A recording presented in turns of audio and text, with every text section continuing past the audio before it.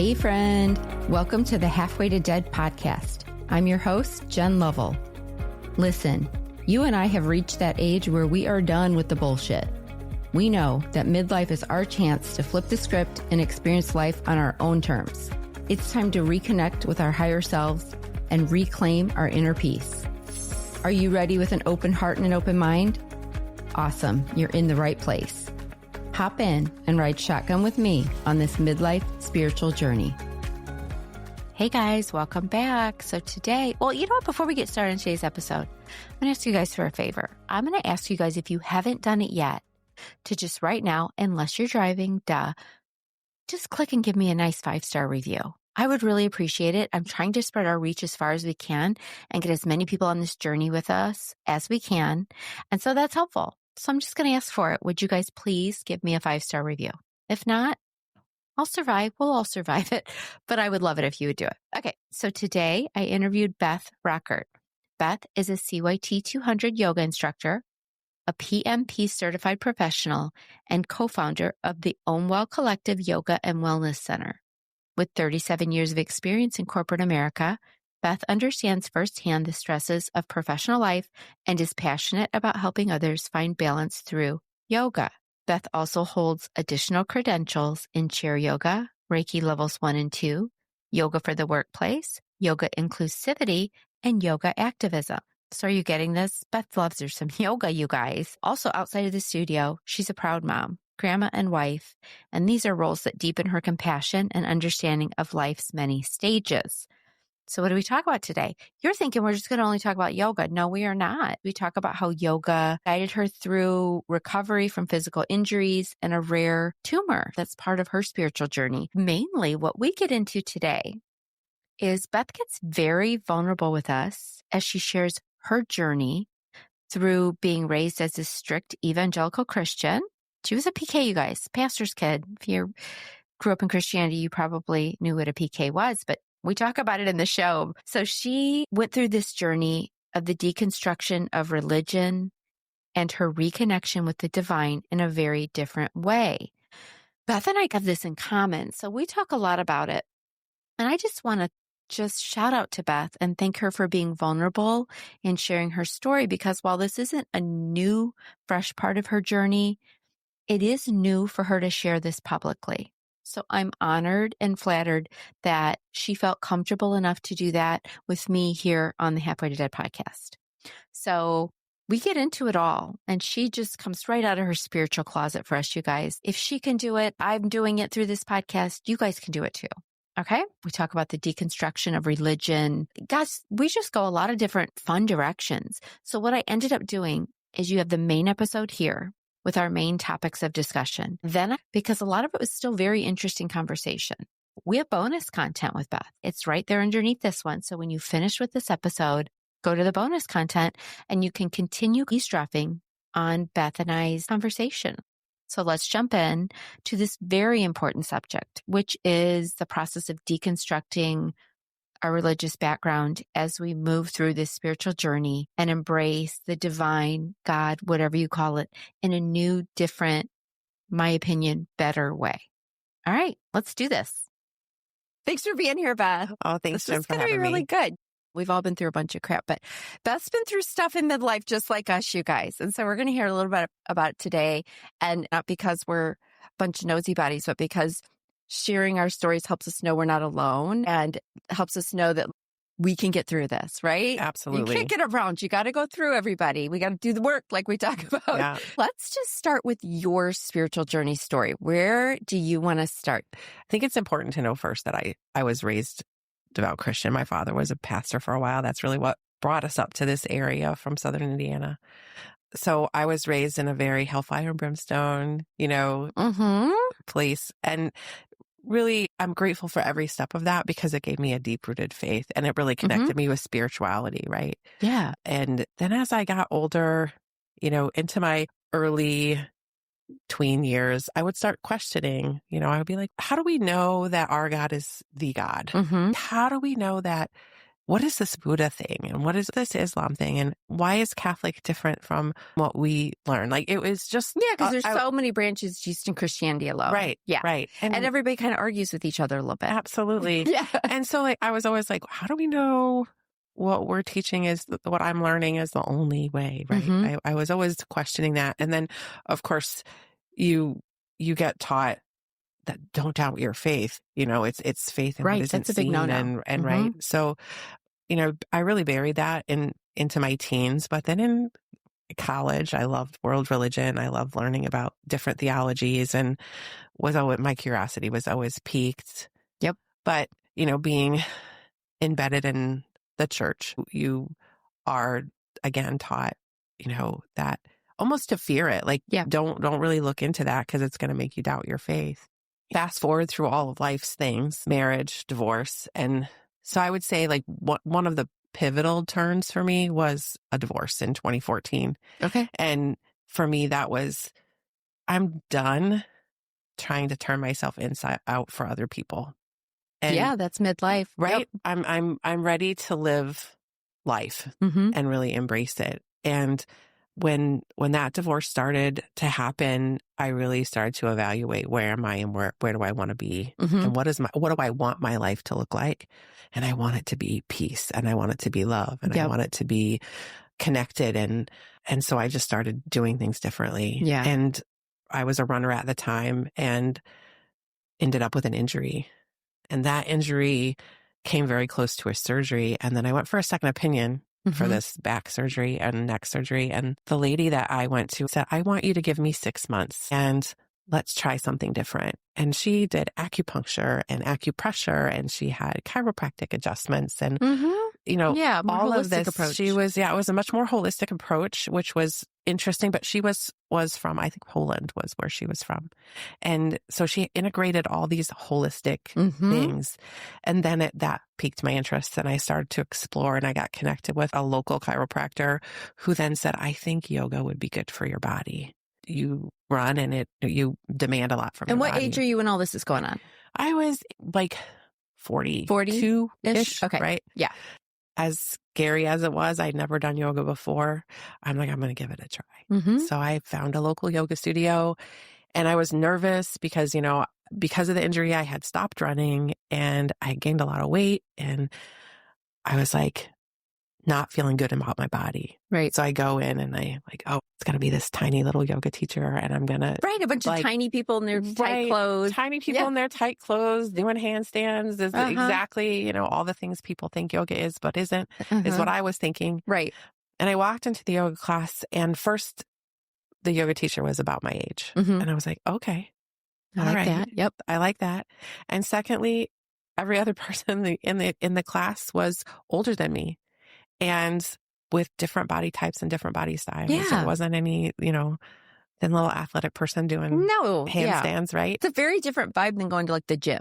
Right. A very different vibe. And so by the end of class, what was beautiful about it is that teacher specialized in gentle yoga. And so she really taught me how to modify and adapt the poses so I would get the benefit, but that it would work in my body. Yeah. And that I was hooked by Shavasana, right? Yeah. And that next couple of years really digging into the practice and getting quiet on the mat changed everything. All right. I like that. Okay. So let's get back into your story. We're talking yoga for a minute, but it's part of your story. It is. So you turn to yoga, and it's helping with your injuries. Helping with my injuries. I came to yoga because of the body. Yes. Because the running had done so much damage to my body. And I miss running. It was my, like, I would run the early. runner's high. I got the runner's high. I was that one, like, I would get up I love the 5 a.m. 40-degree runs. Like, I would go out to the state park and I would run, 6, 7, 8 miles. That was my piece. That's what you love. That's what helped. Okay. I loved it. But it did a lot of damage to my body. It is hard on your body. Yeah. Because I didn't take care of my body. If I'd have done yoga then, I'd still be running. Okay. Right. Right? Good to know. Yeah. Like, all you runners out there, stretch it out. You got to take care of those joints the whole time, and the back. Take care of the back. So I came because of a physical injury. What I got out of yoga was so much more. Yeah. And getting quiet on the mat, and boy, was it hard, because I have an anxious mind and there were a lot of insecurities, but I learned to get quiet and I learned to meditate. Mm-hmm. And I stopped talking at God and started listening. Yep. And all of the things that you hear about spirit in you, divine in you, Mm-hmm. started to make sense. Because if we get quiet, that guide, that inner guide, will lead us where we need to go. Yes. And then things really did start to change. And you're in your 40s. So have you met your current husband yet or no? I have. Yeah, You I have. had. Okay. So you're in your 40s. You've come to yoga. You've come to meditation. Your body's feeling better from all of that. And during this whole time, you're working, right? Yes, I mean, she has a whole professional career. Yes. Yeah. Like project management, corporate world stuff. All of the things. I've been in corporate America for 37 years. Okay. So this is all, you're bringing this all into your life. Yeah. Okay. And then, so you're remarried. Yep. I said I would never get married again, but here I am. Yep. And then you're like, no, I am getting married again. Yeah. Okay. So then from there, where do we go in the spiritual journey at that point? Because was he more religious, more spiritual when you met? Where was he with all of this? Mike did not grow up in any kind of faith. He didn't, So he was very open to I would say his spirituality came from music, right? Just that connection of creativity, right? Mm-hmm. So no, he wasn't. One of the interesting things about that was as he got to know more about my faith, it helped me open up to all those questions again, all those ones that I had shoved down as a kid, and then also there was a point in time, a few years into yoga, I'm like, I'm going to go to teacher training. And that you go to teacher training and, you read the Bhagavad Gita and you read these other spiritual texts. Yes. And of course that curiosity kicked in. But for the first time in my life, I had permission to explore it, right? Explore all the things that I had learned to believe to be afraid of or that it was wrong. And so then I started reading all kinds of things and talking to other people who were doing the work, right? Yeah. I found another thing shortly after going through that divorce. I found a great therapist. And perfect. Yep. Someone who also allowed space for me to deconstruct. Yep. And everything that. All of those things. Because one of the things too about Christianity, and I want to be very cautious about what I say now because some of my dearest friends are Christians. Same. Most of my parents are still Christians. Yeah. I am in no way bashing Christianity. No. The Christian faith teaches love, and the Christian faith teaches us to be in community, and it gives us a deep faith. Mm-hmm. But as with any spiritual teaching, there are times when it's taken to an extreme. Oh, yeah. And those extremes do damage, right? To your psyche. Yep. And so I was very much raised in an environment where, you're not good enough. You're not good enough unless you live this life in this way and you check all the boxes. Mm-hmm. And nothing you ever do will be good enough. Right. And having the opportunity to explore, to let go of all of that and to really be curious and get quiet and start listening, then it started to change some of the core beliefs I had about myself. And then it started to change how I interacted with people. And then it started to change friendships. Then it starts to change how you approach your everyday work. And in a beautiful way, it was like this beautiful unfolding. And this is happening for you in your 40s? In my 40s. Okay. Yeah, late 40s. In your late 40s. And during this time, are you still attending church? I was. Okay. You're still actively a part of the church community. I was. In whatever denomination, a Christian faith. Mm-hmm. Okay. So you probably did feel a pull between two worlds a little bit. I did. Yeah. Because at one point, I think even you're like what you call yourself in the yoga world has evolved, hasn't it? Yeah. Because at one point you were the praying yogi. Yeah. Right? Yeah. Which, I mean, I love all the names, but I can feel like a vibe of that there was probably some tension going on. Right? Yeah, absolutely. Yeah, because honestly, I went to church a long time too, and you start to see the people that are supposed to be the most faithful in the church you're in. The church is supposed to be WWJD and everything, right? Mm-hmm. And they're not. I was so let down sometimes by the actions of those that I had held on a higher pedestal because of the religious part of it. And it was like, what a letdown. And there were people who attended no church. I felt like impacting the world in a bigger way. Yeah. And it was confusing for me. It's confusing, right? Yes. What's held to high esteem in the church is, in my opinion, like all the boxes you have to check off. It's not sustainable and it's not real. No. It's hard to be authentic. And yeah, it's hard to be authentic. Because you're always hiding little parts of yourself and little beliefs that you may have. Can you verbalize what maybe some of the biggest struggles you have? Is there an example you can give people listening? Like, so I'll give you an example of what I'm saying.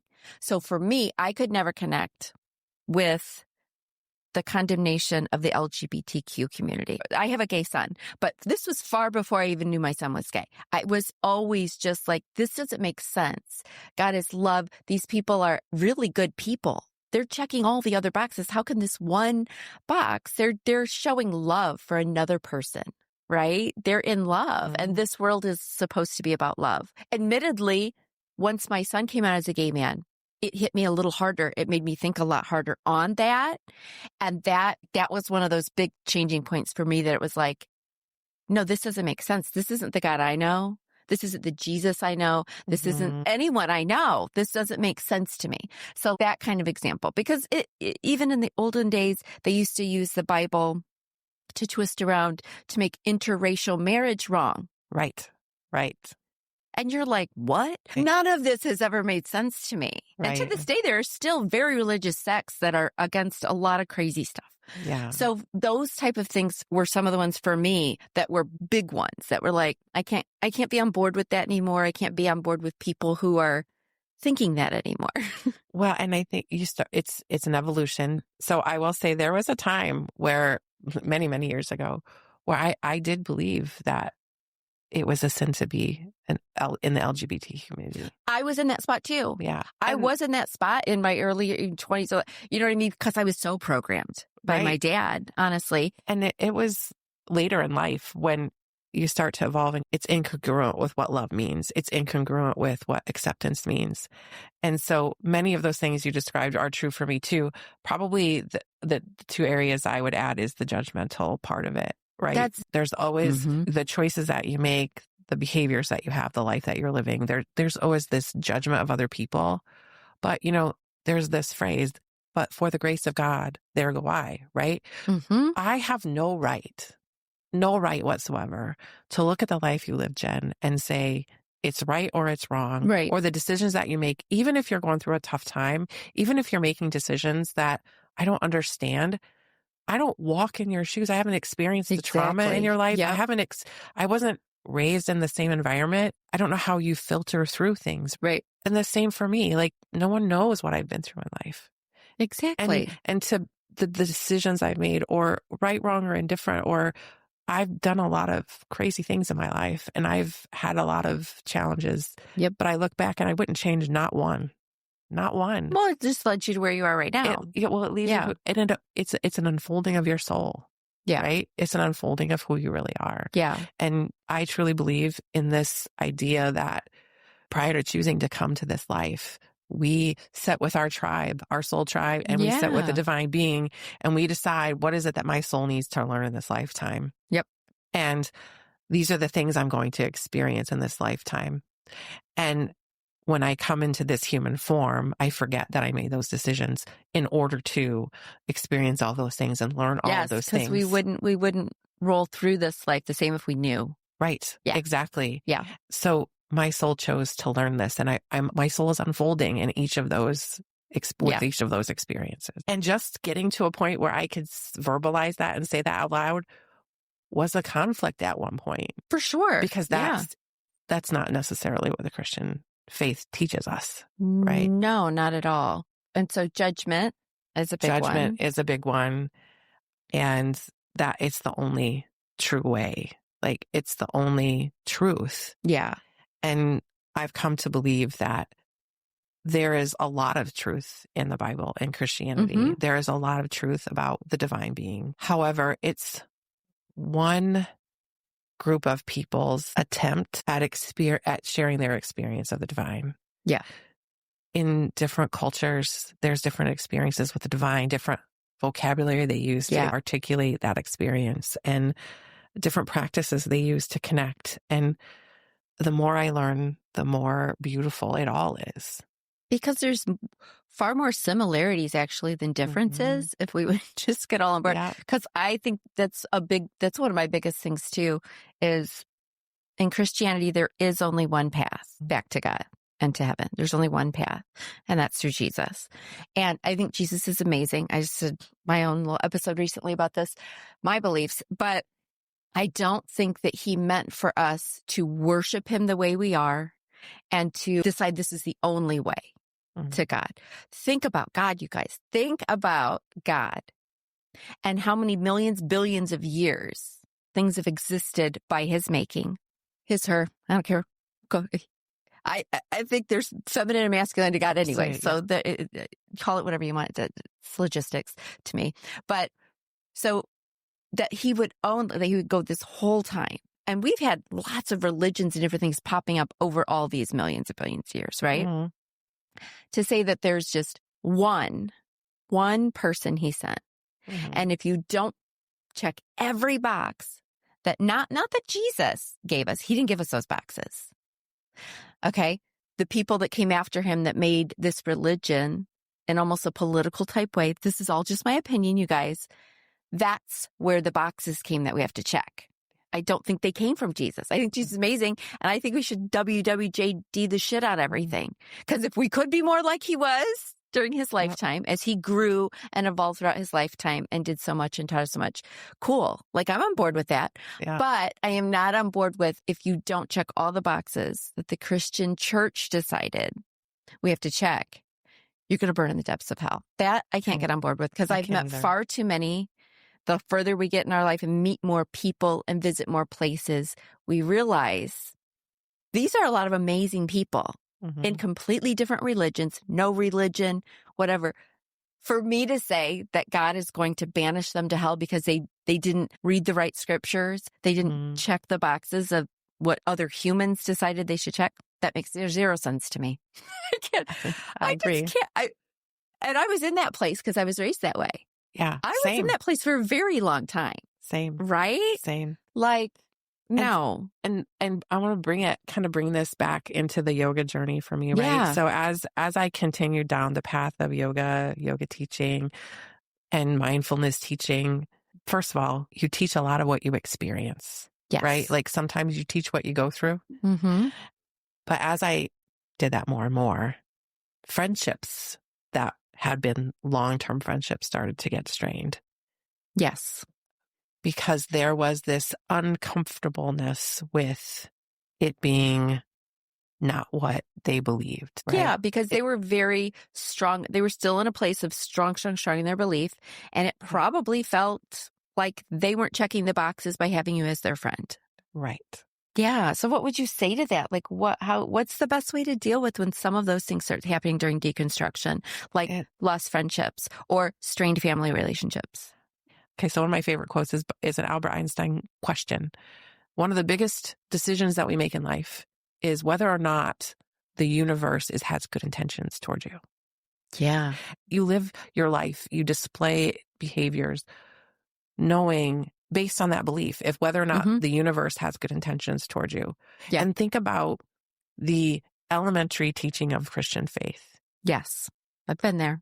If you aren't good enough unless you accept Jesus Christ as your savior, and you live in fear of going to hell. So always in fear. Yep. So you're always in fear and you're always worried about the judgment. So imagine the difference of living 40 plus years of my life that way. Yep. Versus the last decade. Yeah. In freedom. And knowing that the universe is on God your side. has good intentions toward me. Yes. That the divine has good intentions. Yes. And you are worthy regardless if you check none of the boxes. And that it's and so the deconstruction does come with relationships that fall away. And I have no ill feelings for those relationships. Yeah. I still love those people very much. It's a grief. It's a grieving process. Yeah. And it's about release and surrender, I think. And as you embrace who you are, you start to find a new tribe. Mm-hmm. And if I had a choice, I wouldn't have wanted like those people that are no longer part of my life. They're irreplaceable. Yeah.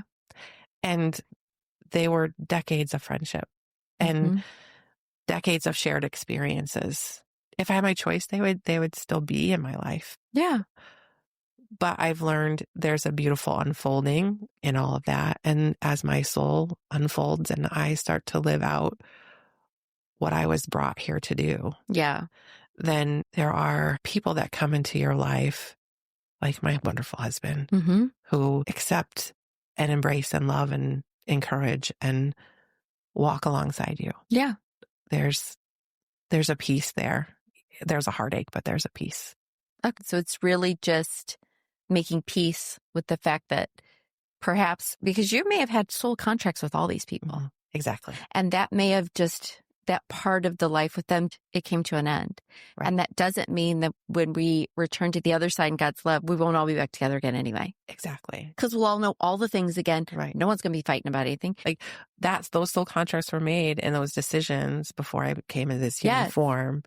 And, I don't know if you've ever read the books, The Oversoul of Journey 7, Oversoul. I have not. The Journey of Oversoul 7. It's a beautiful book, but the author of that book also read a children's book, and I think it's called The Little Soul. But in that children's book, The Little Soul, there's these two little souls that are talking about their soul contract, right? Yeah. And the one soul says to the other, I will do this for you. I will come into this life. I will do this for you, but I may forget who I am in order to do it. And just kind of this inference that, I need to play this role for you in this life, but I'm going to forget who I am in order to play that role. It just means that on the other side, they're going to come back. And I believe that there's a reunion of sorts. For sure. Yeah. That is, okay, I played that role in your life because I love you and I'm part of your eternal soul tribe, right? Yes. And I knew you need to learn those lessons. Exactly. And maybe some of our friendships and some of our family relationships might get lost in this lifetime. But I think they'll all renew again if they're soul contract people. They're part of our tribe. I believe that too. Yeah. I believe that too. So it's, And sometimes they come back in this lifetime in a different way. Yep. And if that happens, I'll embrace it for sure. For sure. Because one of your past friends or whatever, they may head down their own journey and have their own realizations and be like, oh, I think Beth might have been onto something. Yeah. and maybe so. And that's okay. Or not. And that's okay too. Yeah. Yeah. No, there's a lot going on. And I think one of the interesting things is that there's peace and there's grief. One of the things I've learned as I get older is the life experiences that we walk through is that there's room in your life for both opposite emotions, right? Because the grief and the hardships become very overwhelming. Right. It's hard to see through to anything else when that's going on. Right. And those things, so that was like 2 years ago. So that series of grief, that was, just as I was recovering from the brain tumor. And so we haven't even told the world about this. No. Okay. So you're strung along on this spiritual journey. Yes. And how long ago did this happen? 2020. 2020. Boy, 2020 was a doozy in a lot of different ways, wasn't it? It was. So tell us about that part of the journey. So this is like 5 years ago. 5 years ago. So, at this point, I'm 6-7 years into my spiritual journey with yoga. I'm really unfolding and was teaching a lot. And then, COVID happens, right? It was a beautiful day and we decided to go for a drive and we found a house. So, people talk about COVID pets. We bought a COVID house. COVID house. We Yeah. had a COVID house. That was interesting. So it's on the river and we make that move. We found the house in April. We moved in June. And in May, I'm working, working at home, and I have a headset because I'm on video conferences all day, and I will turn the headset from one side to the other because, the ear gets a little thing. Yep. And so one random day, like I switched it to my left ear and everything sounded like it was underwater. I could not understand what people were saying. I'm like, what the heck is this? So, a couple days later, I finally make a doctor's appointment because it's just annoying me enough, Well, yeah. And I go to the doctor and the doctor's like, oh, it's allergies and your ear's full of fluid. We're going to give you some allergy medicine, some steroids. We're going to get rid of that and it's going to be okay. So I'm taking the allergy medicine. We move in June and the allergies get better, but the hearing never came back. So it was still this, everybody sounds like they're underwater. Yeah. And then I started to lose balance. I would be in Warrior One and I would stumble out. Yeah. It's like, okay, what's going on here? Yeah, this is that's a little not weird. normal for you. And then our youngest sons came into the house and I tripped over my own feet and he's like, Ma, you've been tipping the bottle a little early today, right? Like teasing me. And so there's these weird little things starting. And then I go through this period of intense vertigo for a couple of weeks where it was so bad. I would literally laying in bed working because the world was spinning. Yep. So they refer me to an ear, nose, and throat doctor. They do all the things. You've lost 50% hearing in your ear. And I'm like, but overnight, like it was literally overnight, the hearing loss, the change. Yeah. There's different things that this could be. So we're going to do some blood tests because there's autoimmune diseases that can do this. Yep. And I'm like, oh, it's probably autoimmune disease because I have one. Yep. So, if you have one, sometimes you have multiple. You get a whole bag full. Yep. Yep. You get a whole bag full. So I'm no worries, no concerns. We're moving through life, right? And the blood tests come back and there's no autoimmune disease. So we're going to send you for an MRI. Then it's a Friday afternoon and I'm sitting at home working and the phone rings and I pick it up. It's the doctor's office and they're like, hey, we have the results of your test and you have a brain tumor called an acoustic neuroma, a vestibular schwannoma. And I'm like, you're telling me this over the phone? I was like, saying, what doctor tells you you have a brain tumor over the phone? I was actually thinking you were going to say they said, can you come in? We should talk about the results. No, they tell me over the phone. Oh, shit. I'm like, okay. What doctor does that? That's a lot. Like, these are typically benign brain tumors, but we're going to refer you up to Rush for further evaluation. And so vestibular schwannoma, they call it acoustic neuroma. It's a brain tumor that nestles between your brainstem, your vestibular nerve, your facial nerve, and your auditory. It's not very big, but as it grows, it puts pressure. It's going to make problems for all kinds of things. So as it puts pressure on your vestibular nerve, you start to lose balance, and that's where the vertigo and the balance was coming from. And then also as it gets bigger, it starts to put pressure on your brainstem, which also impacts your bodily controls. Yes. Like, so my husband and I talk about it and we chose not to share it for a while. Yeah. Because we wanted to learn more about it. We wanted to learn what were our options? Yep. What is it going to do long term? And you mean you didn't head straight to Facebook? I did not. I'm kidding. I did not. I'm kidding. Yeah. Did not. And as a matter of fact, I don't even think I put anything on Facebook about it until 1 year post surgery. Yeah. Yeah. And so we went up to Rush and got connected with this amazing neurosurgeon. And so I was like, gave us all of our options. We could watch and wait. We could do a radiation or we could do surgery. And oftentimes, if it comes back after radiation, it comes back malignant. Oh. So that was an immediate, I'm not taking any chances that it's coming back malignant, right? So we immediately discounted that as an option. And so the options was watch and wait or surgery. Take it out via surgery. And, we spent some time talking about it. And the question I asked the surgeon was, one, if it was your wife, what would you tell her to do? And he said, I would tell my wife to take it out. Well, because if you're just going to sit around, drive yourself nuts waiting, just end up doing surgery anyway. Right. Yeah. Okay. Right. Well, and the other thing is, as it grows and as it puts more pressure, then I don't want to all of a sudden lose my, ability to walk or lose my ability to use an arm or lose my ability to control myself. Right. Yes. So I didn't want any of that. So we made the choice to take it out. And that's when we shared it with the family. Yeah. And that's when we shared it with the kids and my folks and my sister and a few close people. And so we scheduled the tumor removal to be in November. And it's COVID. So Mike can't come with me. Terrible timing, right? Right. Yep.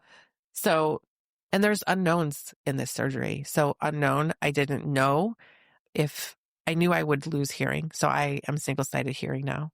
I didn't know if I would have facial paralysis. That is a common side effect of the procedure. Yeah. Also, there is a loss of taste. I was very lucky. Even when I woke up from surgery, I had complete control over my face. Perfect. I didn't have any kind of paralysis in my face, but I'm single-sided hearing. I don't taste out of one side of my mouth, which was an interesting thing to get used to. Yeah. Right? But when you wake up from this surgery, think of the worst possible case of vertigo you could. Like you've been on a roller coaster vertigo. Yeah, doing flips and flights. Yep. Like take whatever you can. And it was multiplied by 100. Like as soon as I opened my mouth, as soon as I opened my eyes from surgery, I was vomiting. I'm sure. And it took, they say the best thing you can do for this is walk. And it was November. And so I walked. I remember calculating my walks between November and January of that year. I walked over 100 miles because they said the best way to get your vestibular system under control is to be up and moving. And our vestibular system counts on a few different things: our sight, our ears, and our feet. Okay, and so you get your feet moving. You get your feet feet moving together, and they have there's mindful. I don't know if you've ever done walking meditation. Yeah. So that really came into play because that whole idea of touching the heel, then the ball of the foot, and then the toes as you're walking, like really paying attention to that as you're walking, it helped to reset my vestibular system.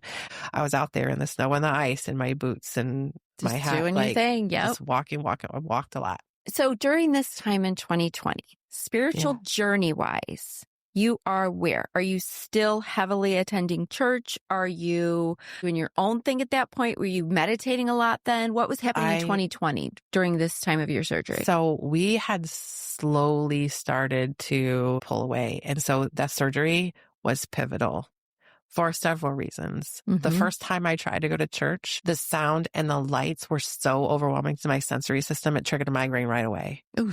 So I was like, I can't attend anymore. I can't attend that. I can't go to that. But also it was a very withdrawn period of time, not in a negative way, but I spent a lot of time at home by the fires with everything off because watching TV was overwhelming. Too much. Yeah. Listening to music was overwhelming and I would have to listen to it really low and it had to be really soft, meditative style music. And so a lot of meditation, a lot of reading, a lot of just, it's what I call my version of prayer now. Just really, I listen more than I talk. Yeah.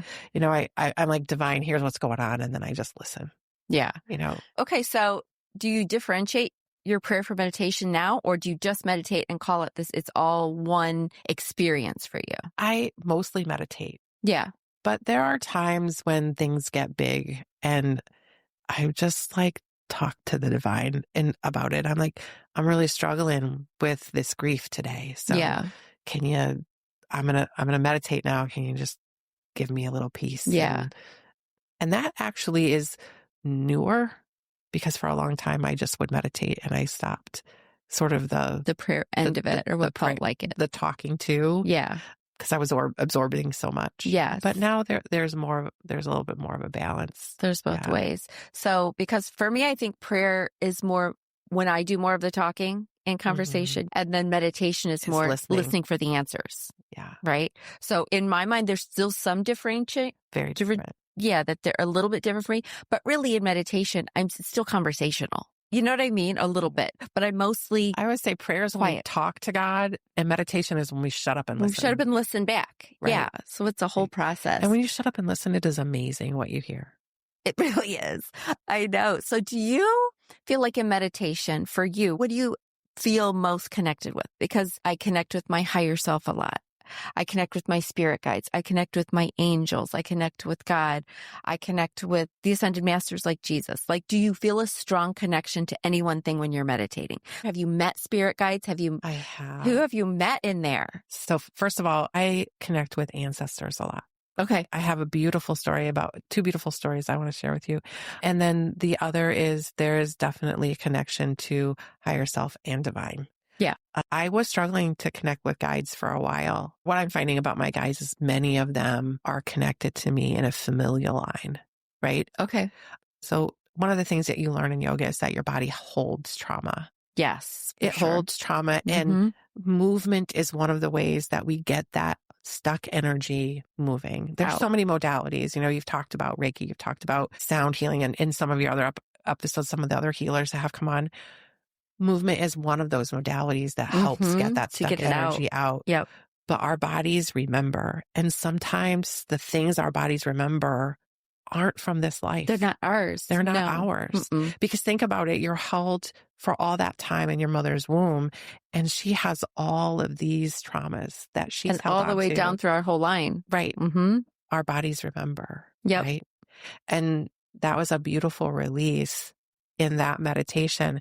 And then, it was interesting to see the body move differently after that in the next yoga session that I did for myself. Okay, so there was changes made during that meditation. There was a release. There was right? a release. So there's one of your episodes, you interviewed Amy Craver. Yeah. Love her. Yeah. And she does the QHHT sessions. Yes. Yes. Mhm. Done those. I've had it. Yep. So she shared a story in one of this episodes with you. It was my story. It was you? It was me. So she shared a story in one of the sessions. So she took me back. Yes. I was a Native American girl. Mm-hmm. And I was sick. The last day of my life, I was sick. Mm-hmm. And my father, I could tell he was something in the tribe, like a healer or an elder of some kind. Yeah. And he was weeping over me as I passed. There was such a deep connection, such a deep love. That was super healing for me because my dad is wonderful, but it's been a strained relationship in this life. I get it. So that was a very healing to feel in that lifetime of love and cherish. And fast forward, like we're in this QHHT session, and there's a point where she asks about my grandfather in this life. Mm-hmm. And I was like, he's the same. Yeah. And so that hawk was the father's name in that life. Oh my goodness. He was my grandfather in this life. It was the same soul.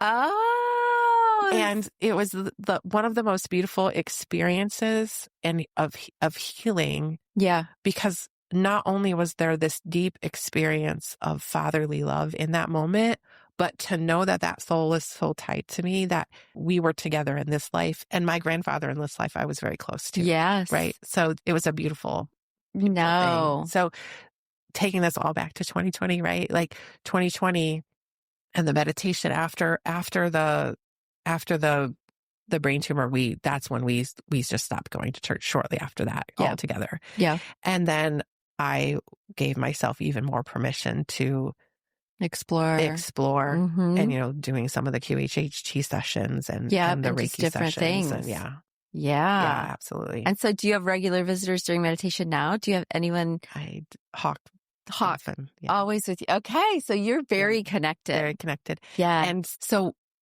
very cool story about this hawk. So shortly before that session with Amy, I was, we live out by the river and we have eagles and hawks that are all over the place. Yep.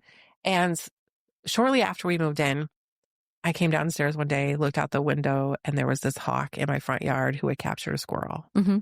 And then I see him all the time. Well, it was probably, I kid you not, within a weeks of that particular QHHT session with her.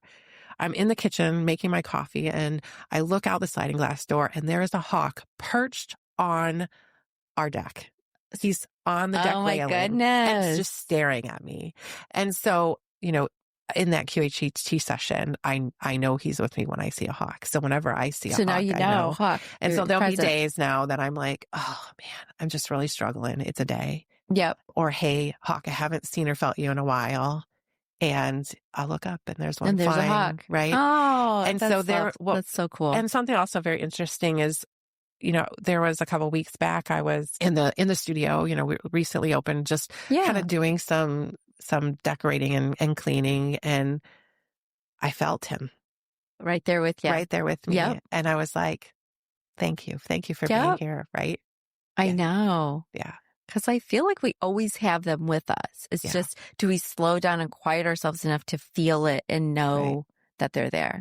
And my Yeah. maternal grandmother is another. She's definitely a guide, and she shows up in my dreams. She shows Yeah. up in my meditations, and little things like I'll walk through the kitchen and I'll smell her. Yeah. And I'm like, because there's a distinct smell for grandma. Mhm. I have the same thing. Yeah, because my maternal grandmother too has been coming through a lot. And same thing. There's just a smell, a vibe. Don't know if it's from that generation or just how we remember it in this lifetime or what, but it is very distinct. Because my grandma used to always rub the Pond's cold cream all over her face. Yeah. So that has a distinct smell to me. Like any time I smell something like kind of rosy like that, creamy, I think of her. My grandma used to use, back in the day, Avon. You remember that? My grandma used to use a particular Avon cream. And I'm sure that Avon does not make that anymore. Probably not. No, so when I smell I think my grandma had it was like an Avon hand cream. Yeah. And so I'll smell that, or I'll smell, her kitchen had a very distinct smell, and I'll smell it. I'm like, oh, hey, Grandma, how you doing? Yeah. Yeah. No, that makes total sense. All right. So the actual brain tumor and surgery really kind of catapulted you further into your journey.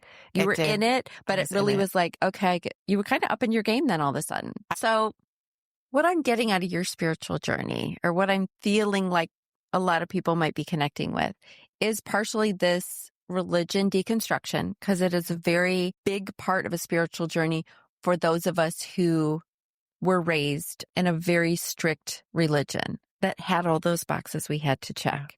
So do you have any more tips or ways we can support ourselves through that? Find a good therapist who has experience with spiritual deconstruction or religious deconstruction. Okay. Or religious trauma. Yeah. Mentor helps. A mentor for sure. helps for sure. A good therapist helps for sure. And it's a delicate balance to not be angry. Yeah, you're going to go through anger. So you're going to go through anger for sure. But, to keep in mind that Christians aren't bad people. No, they're not evil. Because part of this being open is open to everyone. Right. And, I really hold on to the people that I know and love who are in the Christian community, and I still love them. Everyone is good intentioned, right? Mm-hmm. The intent, I mean, if you think about the intention behind the message, is they want every human to make their way into heaven. And at the core of it, they want what's best for everyone. They want what's best. Now, how that's taught and how that's passed on, and the boxes that are required and those kinds of things, those things that you're programmed with, right? Mm-hmm. It's a matter of having grace, and moving through it gracefully is hard. So when you're in that anger period, because I was in that anger period for a little bit too during it, do you think it's best to just go within and disconnect for a while till you figure it out? Or because you don't want the anger to head out into the world necessarily, but you got to get it out. You got to get it out. I spent some time with a therapist. Journaling was a big part of it. Journaling, just getting and maybe one day that'll be a book. I don't know. Thoughts and feelings out. But getting that journaling out. And if you can remember that, assume positive intent. I'm not angry at these friends that have decided that it's not good for them to be in my life anymore, because I'm not in that faith the way I used to be. I'm not angry at them by any stretch of the imagination. I know they still love me. But were you angry at them a little bit? I was hurt. I was devastated. And there are times I get a little angry, but I think when I get to that angry point, I go back to, this is going to come out in a way that sounds so condescending, and I don't mean it to be. They don't know any better. Yeah, that's what I felt when you were saying. I'm like, sometimes you just have to say, they're not in the same place I am. I'm going to give them grace. Right. But also, just to validate everybody out there, you're still going to be pissed off. Oh, heck yeah, you're going to be angry. Because for me personally to say that I have no anger towards someone who thinks my son's going to burn in hell, there's anger. Yeah, absolutely. Yeah, there's fucking anger. But also, they're in a different place. They're not going to be part of my life. I have that decision to make. Sure. Okay. Yeah. And I don't have to participate that. And I need to work against that. Yes, I do. That's part of a calling. But I will say, it's tricky. Yeah. I will say for me, like, anger at individual Christians has not been something I struggled with too much. Yeah. I was angry. I'm putting that out there. I'm not saying in any way, shape, or form I wasn't. With these couple of particular friends, are there moments I get angry because I feel like after 35 years of friendship, do I deserve more? Well, because in your mind, you're also thinking, where's my grace? Where's my grace? Where's right? mine? And where's that love and grace that is preached, right? Yeah. But I also understand that for whatever reason, it's a threat to everything they hold and believe. Yes. And so I want to have grace for that.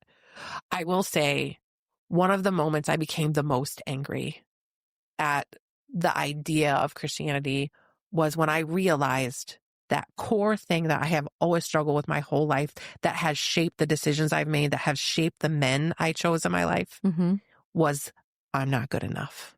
Yeah. Came from Christianity. Yeah. I was, and still am, if you can see the look at my face, I'm furious about that. Yeah. Because you're taught that you're brought into this world sinful and not good enough, so that your very existence isn't good enough unless you follow this protocol, right? Unless you accept Christ as your savior. I look my children and I remember the day they came into this world and I think how perfect they were. Yeah. How can you believe this infant is anything other than perfect? Exactly. And I think that correlates with when we're born, that's exactly what God's thinking. We're perfect. Right. They don't have to, he didn't have these big expectations for it. I mean, there's a plan in place, but a plan that you and I helped developed in our soul tribe. And those things have become so healing for me years ago when I learned the idea of the soul tribe, when I learned the idea of a soul contract, and then it makes sense. And you know what? The idea of a soul contract is not independent of Christian teaching, right? Yep. Christian teaching teaches us that there's this whole argument in Christianity, depending on your faith, whether it's predestination or predetermination, right? So there's some predetermination in the life that we live because we chose it. Because we sat down with our soul tribe and the divine and we decided what our soul needed in this lifetime. And again, it's a beautiful unfolding of what the soul is learning and becoming. And so I think sometimes that's the part where the anger, my blood pressure is just going up. No, thinking about that. But that idea that that comes in. Nothing is good enough. And I think this is true for women anyway. That's a core for us. Somehow our value. And just even the stigma of not checking back and going to hell if you get divorced. So there's a lot of women in religion staying in a very unhealthy place because of this doctrine they've been taught. I'm just validating everyone's anger. I don't want you to think that because it can be hard to be angry because then you're like, oh, your old doctrine comes in, you're like, oh, is God mad at me now for being angry about this? No, that's part of the process, you guys. You're going to be angry and then you're going to come out the other side with a little bit better understanding.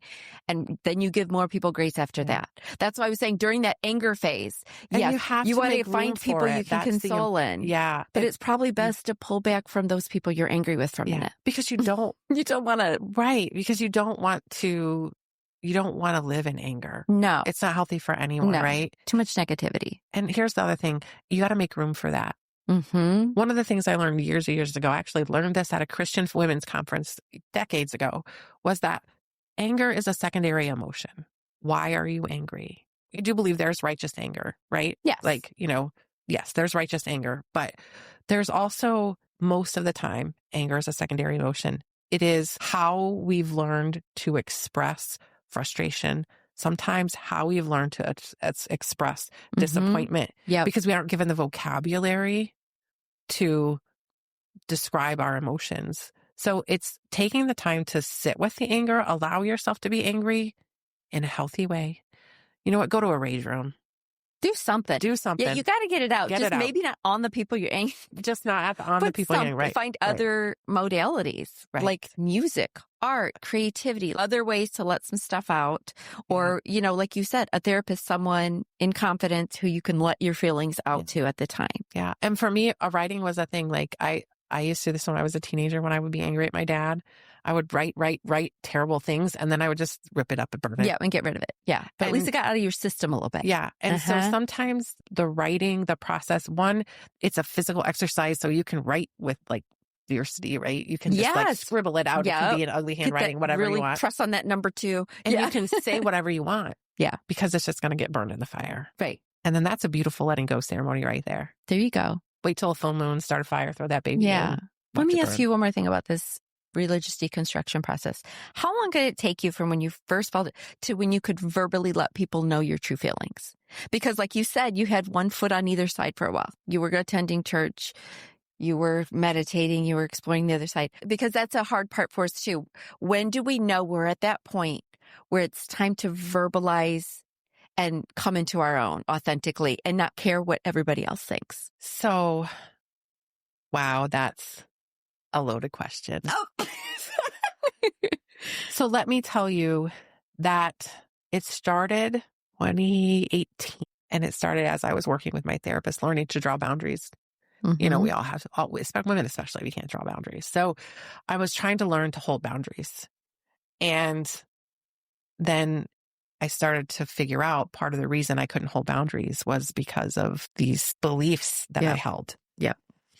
And so it became evolution. I started, and then of course with the exploration of yoga and all of the other things that come with that. In. And luckily I had a divine intervention, whatever. I have a wonderful home life with a man who, my husband is my best friend. And so you were in the right place to do this. I was in the right place. I had a nurturing environment. Because 10 years prior, you wouldn't have been in the right place to do any of this. No, I wouldn't have been. So it's timing. And being able to process that at home was important. And having someone who was willing to walk through that with me. He was willing to explore. Yeah, he was willing to sit in that with you and not contradict everything you said. And no judgment. And ask me questions and really be curious and help me think. And so sharing it at home with my husband was pretty much right away as I started to realize this. Yeah. And I will tell you that I've only vocalized it to my sister. And my parents have kind of been along for the journey, so they kind of get it. My husband, a few neighbor friends that are really close to us. For a long time, I felt like, does it really even matter that I say it out loud? Because it's freeing a little bit, though. If I don't say it out loud, it doesn't necessarily have to come up in conversation. No. Right? But when about a year and a half ago, I went for a walk with one of my closest friends and said it out loud. And this was the person I knew was going to be the hardest to say it out loud to. And the ramifications from that have been hard. Yeah. The change in that relationship since then has been a grieving process. But now, I feel like since that was the hardest person and that conversation's done, then that's okay. It's okay. This sounds like we're helping Beth today, all of us, you guys. Come out of her little spiritual closet. Yeah, I'm coming out of my spiritual closet today. She's coming out of her spiritual closet. Yay! Yeah. Wow. Yeah. I'm honored that you're here to do this with me because it's very hard. And I know that because this podcast has enabled me through my journey to say these things out loud to the world. Okay. There are people in other countries listening to us right now, hearing all of this. And I think that's inspiring because there's a lot of people sitting in their closet saying, I think all these things, I know all these things to be true to me, but how do I let my friends and family and loved ones know that this is how I feel? For the most part, people know because they see the difference. The vibe. They feel the vibe. They see the difference. Yep. You know, I always say, I have one of my hippies coming out, my hippie dippy's coming out. And one of my neighbors says to me, honey, your hippie dippy woo has been out for a long time. Yeah. Maybe you just didn't know that. Yeah. We all knew that already. Yeah. A lot of people are probably already they figured out. I think they figured out by the way you live changes, the way you interact with people changes, the things that you do change. And that's what I'm saying. We don't have to go profess everything all over the world and start some, tour. People will just see the change in you. They do. They'll start to see it. They'll start to feel it when they're around you. Yeah. And then at some point you will be brave enough to say in a group setting or individual setting with a friend or family member, they may say something and you're like, you know what? I just don't really agree with that anymore. Yeah. One of the things I will tell you that was a real freeing moment in the journey is I have a friend, he's been to lots of different places in the world as a missionary, and he was a spiritual mentor, a Christian mentor to me and a few friends. And he started asking questions about my yoga journey. And then he would share a little thing here. I would share a little thing there. And then somehow we got on the topic of, I was doing Reiki. I had gotten my Reiki certification and I was doing Reiki. And we talked about that a little bit, and he's like, oh yeah, my wife and I've done that. And I was like, really? Like, what? Yeah. Well, and then he's like, have you ever seen a shaman? And I was like, who are you? What happened? Yeah. So over time, we kind of figured out we were in the same place. And he actually came out. He did a video of himself describing his journey and sent it to his friends and family. And so they could understand it. Yeah. And that actually helped me open the door to have the really hard conversation with one of my closest friends who I knew would be hard. Yeah. But it has been freeing. And because there may be people that you think have no woo-woo going on at all, and they do. Yeah. They're in the same little closet you are. Yeah. And then it is really cool because I've had that happen for me too, where all of a sudden you're like, wait, what'd you say? Yeah. This little terminology, little things you use when you're switching, you're like, oh, wait, no, she's on the path. Like, she's on the journey too. I can tell. Yeah. So it's like, I mean, yeah, for sure. So things like, and you'll notice, like, even through this discussion, I tend to use divine over God now. Yeah. And because that feels what's comfortable for you now. It's comfortable. Saying God, for a long time, I didn't even use God at all because it brings you back to your core. Right. Core and now I can. Now I can use that. But for me, most of the time, God, it comes out as she. Okay. Yeah. Now. Yeah. So when I say God, I think it's just because I've said God my whole life, and what I feel God is hasn't changed for me. Right. I didn't change who I believe in and all of that. So for me, that word has just always been fine. Yeah. And I say he out of habit, but in my mind, I don't see a man. No. Right? Right. And I don't necessarily always see a woman. I think that she is feels because it's God. I mean, it's not a man or woman. It's masculine. It's all that is. Yeah. Well, and that's supported in the Bible. That, yes. And all the texts from different religions. Right. Yes. We all call it something different. I think that's human logistics. Yeah. I think it's all the same. Because you will start in your spiritual, everyone on their journey. It's okay to be in your spiritual closet for as long as you need to be until you get to that place. Yeah. There is no rush to come out and tell the world what new things are popping up for you because you're doing the work. You're in that hermit phase, that pissed off phase. There's a lot of phases you got to go through. Yeah. And I'm still in a phase now. I don't think they ever end. So don't ever think there's a completion to the path. No. It's you feel like you're in a good place and you feel like you've made it through this phase, and then you're like, oh crap, there's more. Then you go. And there's more. You see someone or you go somewhere and it stirs something up for you. You're triggered. Yep. And again, here I am using those words, but you're like, damn. Yeah. Like I thought I worked through that, but I'm real pissed again. I'm real pissed. And that will happen sometimes. Like, for instance, very recently, a dear friend that I hadn't been in touch with in a while, but she passed away of cancer, and, going to her funeral in church. Yeah. It was hard. Yeah. It was hard. It wasn't hard to be there for her family.